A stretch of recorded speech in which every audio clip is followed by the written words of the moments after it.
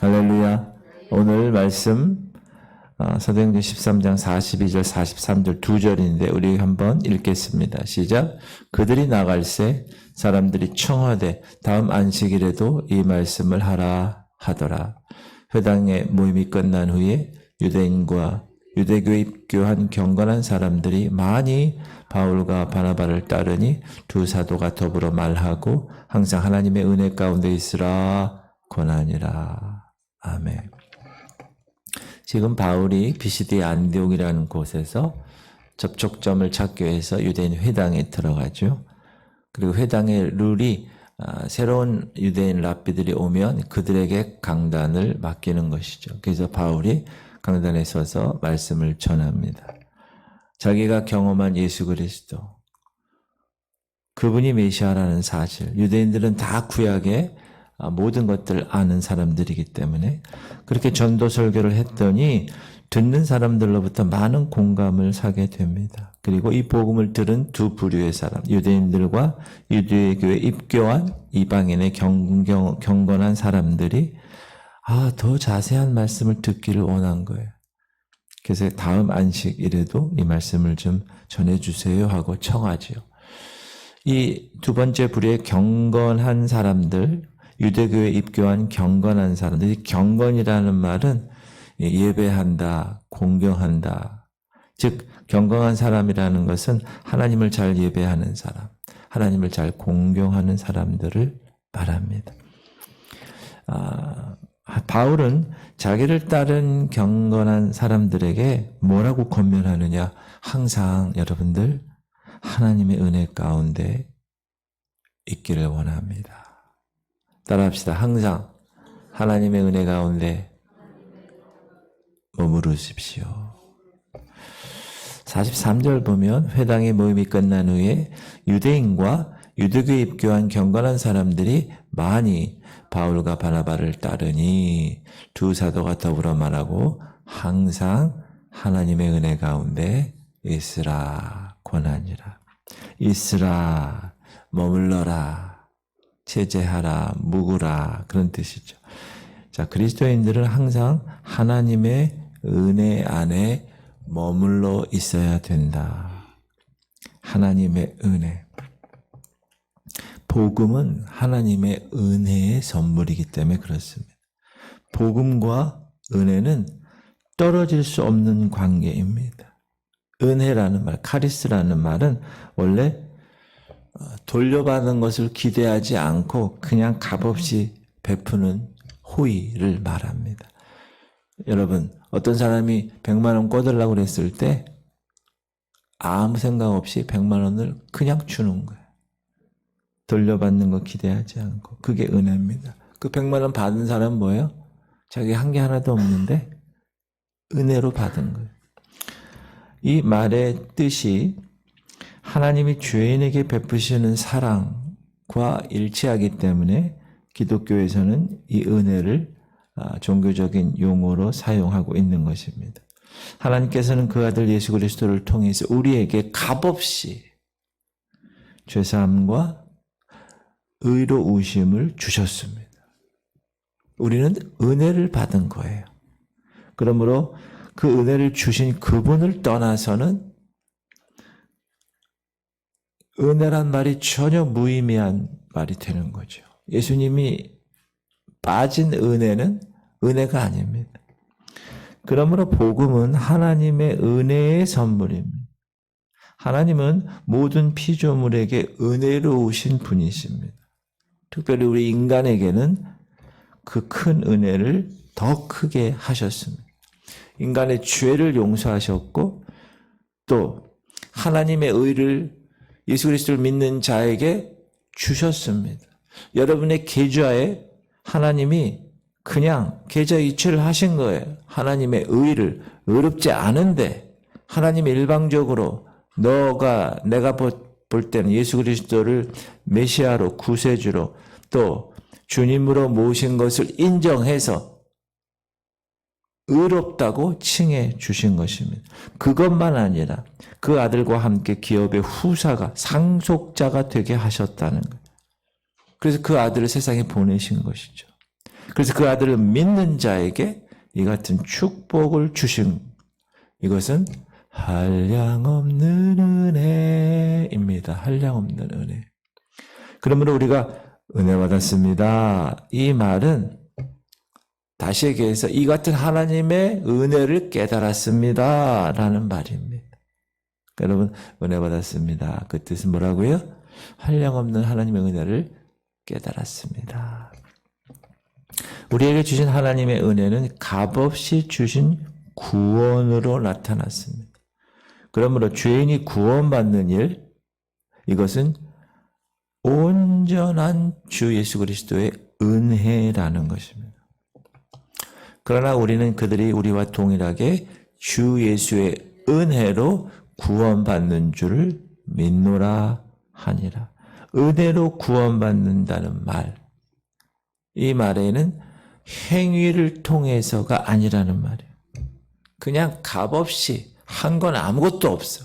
그냥 믿음의 도구로 그 말씀을 받은 것밖에 없어요. 예수가 그리스도라는 말. 그래서 하나님의 선물. 여러분 선물하고 일반적인 물건하고 다른 게 뭐죠?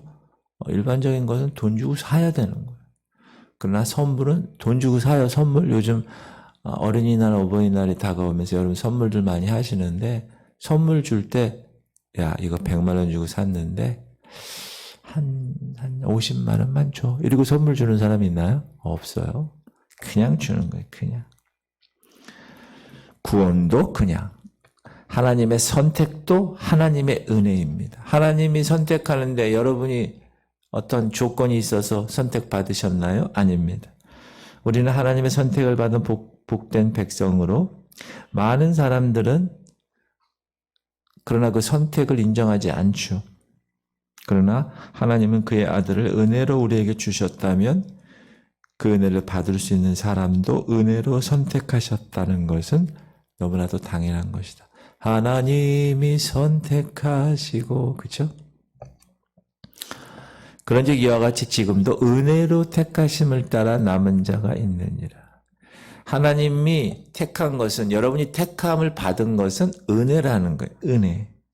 하나님의 은혜의 역사는 하나님으로부터 은혜를 받은 사람에게만 나타나고 이들은 또한 하나님의 은혜로 택함 받은 사람들입니다. 에베소서에 보면 찬송하리로다 하나님 곧 우리 주 예수 그리스도의 아버지께서 그리스도 안에서 하늘에 속한 모든 신령한 복을 우리에게 주시되 그 창세 전에 그리스도 안에서 우리를 택하사 선택하사 우리로 사랑 안에서 그 앞에 거룩하고 흠이 없게 할 택하신 이유가 두 가지예요. 거룩하게 하시려고 흠이 없게 할 그것은 뭘 전제합니까? 우린 거룩하지 않다는 거예요. 흠이 많다는 거예요. 그래서 우리를 택하사 그렇게 만드시려고 그 기쁘신 뜻대로 우리를 예정하사 예수 그리스도로 말미암아 자기 아들들이 되게 하셨으니 그러므로 우리가 택함 받은 것도 하나님의 은혜고 그 택함 받은 자로 구원받은 것도 하나님의 은혜다. 그래서 바울이 지금 경건한 유대인들 또 회당에서 지금 말씀을 듣고 있는 그 사람들에게 뭐라고 그런 거예요? 항상 하나님의 은혜 가운데 있으십시오. 이렇게 권면하는 거예요. 은혜 가운데 영원히 거하십시오. 은혜에 딱 붙어서 떨어지지 마십시오. 라는 말입니다. 왜냐하면 그리스도인들이 하나님의 은혜의 자리를 떠나면 아무 소망이 없고 멸망만 기다릴 뿐입니다. 그리고 그 하나님의 은혜의 자리는 누구도 침범할 수 없어요. 그 누구도 빼앗아 갈 수 없어요. 예수 안에 거하는 생활은 은혜에 붙어있는 생활입니다. 우리가 어디 붙어 있어야 되죠? 사람이 내 안에 거하지 아니하면 가지처럼 밖에 버려져 마르나니 사람들이 그것을 모아다가 불에 던져 사르느니라. 가지는 가지 붙어 있어야 됩니다. 우리는 예수님을 떠나서는 아무것도 할 수 없는 사람. 여러분 목사가 예수님 떠나서 뭘 하겠어요? 아무것도 없어요. 은혜의 주체가 되시는 그리스도 안에 거하는 생활. 그래서 그게 은혜 안의 생활인 것입니다. 항상 예수 안에서 in Christ 여러분 직장에 있든지 어디 있든지 꼭 난 지금 살아 여기 세상에. 그러나 나는 그리스도 예수 안에 살아. 이게 은혜에 붙어있는 생활입니다. 그리고 예수 안에 붙어있는 생활은 반드시 열매를 맺는 생활이 따릅니다. 우리가 그리스도 은혜 안에 머물고 있다는 사실을 우리가 어떻게 알아요? 어떻게 증명하겠어요? 무엇을 알 수 있습니까? 그건 한 가지로밖에 증명될 수 없는데 그것이 그리스도 안에서의 열매입니다. 나는 포도나무여 너희는 가지라. 그가 내 안에 내가 그 안에 거하면 사람이 열매를 많이 맺나니 나를 떠나서는 너희가 아무것도 할 수 없음이라. 하나님이 우리를 죄 가운데서 구원해 주신 것은 이유가 있어요. 또 하나의 열매를 우리를 통하여 바라시기 때문에. 또 하나의 열매를 바라시며 여러분을 구원하신 것입니다. 그러므로 여러분이 해야 할 일은 뭐죠? 전도 대상자를 통해서 그 전도 대상자가 우리와 똑같은 은혜 가운데 거할 수 있게 여러분이 전도하는 것입니다. 만약에 열매를 맺지 않았어. 그럼 어떻게 되죠? 잘라낸다. 사람이 내 안에 거하지 아니하면 가지처럼 밖에 버려져 마르나니 사람들이 그것을 모아다가 불에 던져 사르느니라. 그래서 열매를 맺어야 한다. 교회가 열매를 맺고 여러분이 열매를 맺어야 합니다. 그게 하나님이 교회를 만드신 목적이고 여러분을 구원시킨 목적이기 때문에 그렇습니다. 우리는 지금 그러므로 우리가 서 있는 자리가 과연 어떤 자리인가를 항상 점검하고 살펴볼 수 있어야 합니다. 시작. 너희는 믿음 안에 있는가? 너희 자신을 시험하고 너희 자신을 확증하라.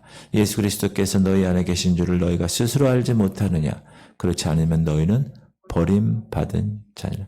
예수 그리스도가 여러분 안에 계십니까? 확실하십니까? 아멘. 어떤 사람은 예수 믿으시면서도 이 은혜의 자리를 떠나서 세상 사람들이 서 있는 그 세상에 그대로 머물러 있습니다. 육신에 속한 자들이죠. 우리가 하나님의 은혜로 구원을 받은 하나님의 백성이라면 영원토록 하나님의 은혜의 자리에 머물러 있어야 되는 것입니다. 그 자리에서 떠나면, 제하여 버리면 그리스도인의 생활이 불가능한 겁니다. 불에 던져 밖에서 태움당하는 것밖에 되지 않습니다.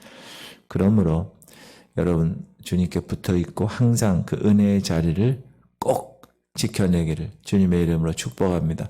오늘 하루 24시간 주님이 허락하신 날이에요. 우리는 앞일 어떻게 될지 몰라요. 근데 오늘 살려주신 거예요. 그러면 오늘 하루를 하나님께서 살려주신 목적이 뭘까? 고민하고 내가 그 목적에 합당하게 살아가는 삶, 그것이 주님이 원하는 삶임을 선포합니다. 여러분 그런 주인공 되시기를 축복합니다. 우리 기도